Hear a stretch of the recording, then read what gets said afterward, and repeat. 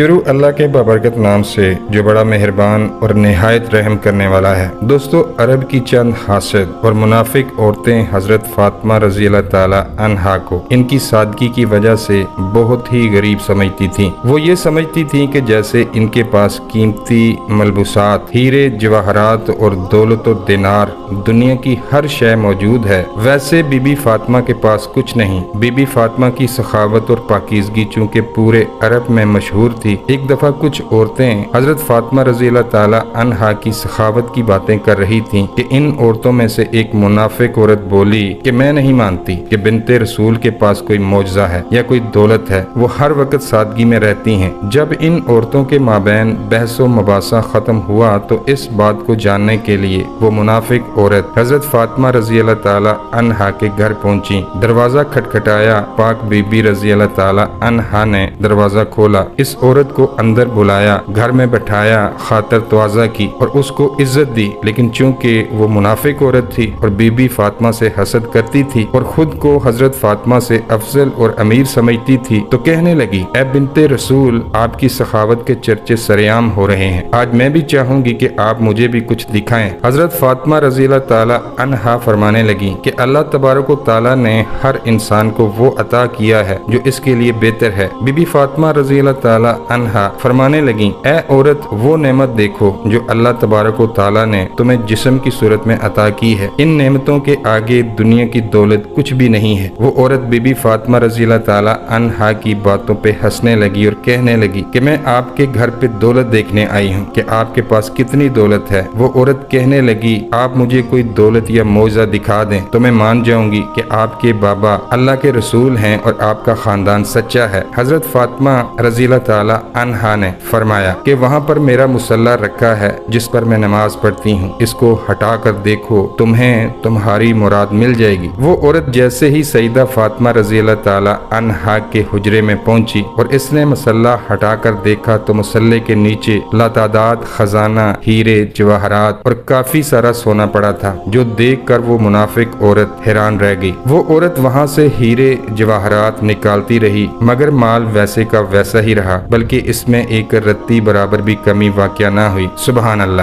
حیرت اور پریشانی کے عالم میں وہ عورت بی بی فاطمہ رضی اللہ تعالی عنہا کے پاس آئی تو بی بی فاطمہ رضی اللہ تعالی عنہا اس عورت کو مسکرا کر دیکھنے لگی۔ وہ عورت بی بی فاطمہ رضی اللہ تعالی عنہا کو بہت ہی حیرت سے دیکھنے لگی اور کہنے لگی، آپ کون ہیں؟ آپ تو اتنی سادگی میں رہتی ہیں، آپ کا لباس اتنا سادہ ہے، لیکن آپ کے پاس اتنی دولت کہاں سے آئی؟ میں تو یہ سوچتی تھی کہ آپ کے پاس دنیاوی دولت نہیں ہے، تبھی آپ اتنی سادگی میں رہتی ہیں۔ بی بی فاطمہ فرمانے لگی کہ اللہ تبارک و تعالی نے دنیا کے تمام خزانے اہل بیت کے قدموں میں رکھ دیے ہیں اور اللہ کی مرضی یہ ہے کہ ہم سادگی میں رہیں تاکہ کوئی بھی شخص سادگی اختیار کرنے میں کوئی شرم نہ کرے۔ حضرت بی بی فاطمہ رضی اللہ تعالی عنہا فرمانے لگی کہ اس دنیاوی دولت کا آخرت میں سخت حساب دینا پڑے گا۔ جیسے ہی اس عورت نے آپ کا حسن اخلاق اور معجزہ دیکھا تو آپ کے قدموں میں گر پڑی اور رو رو کر کہنے لگی، اے رسول اللہ صلی اللہ علیہ وآلہ وسلم کی پیاری بیٹی، مجھے معاف کر دیجئے، آپ کے بابا اللہ تبارک و تعالیٰ کے سچے رسول ہیں اور میں اس بات کو تسلیم کرتی ہوں کہ آپ کا گھرانہ اور آپ اللہ کے بہت قریب ہیں اور آج میں بھی اسلام قبول کرتی ہوں۔ سلام ہو رسول اللہ صلی اللہ علیہ وآلہ وسلم کی پیاری بیٹی کی سخاوت، پاکیزگی اور حسن اخلاق پر کہ جس کو دیکھ کر کفار بھی مسلمان ہو جاتے تھے۔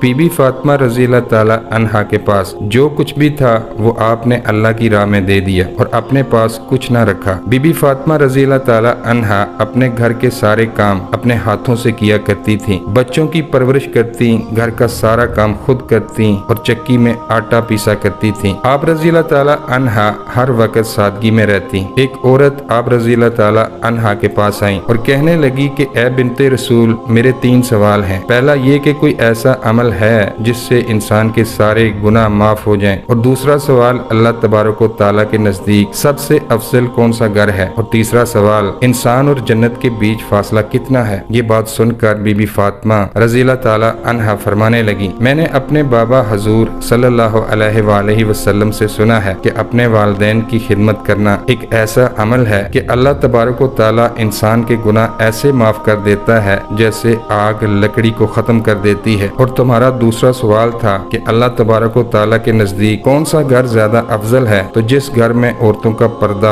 जितना अफजल होगा, अल्लाह के नजदीक उस घर का मुकाम भी उतना ही अफजल होगा। मैंने अपने बाबा जान से सुना है कि जैसे जवाहरात के लिए संदूक जरूरी है, वैसे ही औरत के लिए पर्दा जरूरी है। और तुम्हारा तीसरा सवाल कि इंसान और जन्नत के बीच फासला कितना है, तो मैंने अपने बाबा से सुना है कि इंसान और जन्नत के बीच एक कदम का फासला है। तो वो औरत कहने लगी, ए बिनते रसूल, ये कैसे मुमकिन है? तो इसकी बात सुनकर बीबी फातिमा रज़ी अल्लाह ताला अन्हा ने फरमाया, ए औरत, अपना एक कदम अपने नफ्स और ख्वाहिशात पर रख, तुम्हारा दूसरा कदम जन्नत में होगा। सुभान अल्लाह। दोस्तों, वीडियो अच्छी लगे तो वीडियो को लाइक करें और चैनल सब्सक्राइब करें। मिलते हैं किसी और वीडियो में, तब तक के लिए अल्लाह निगहबान।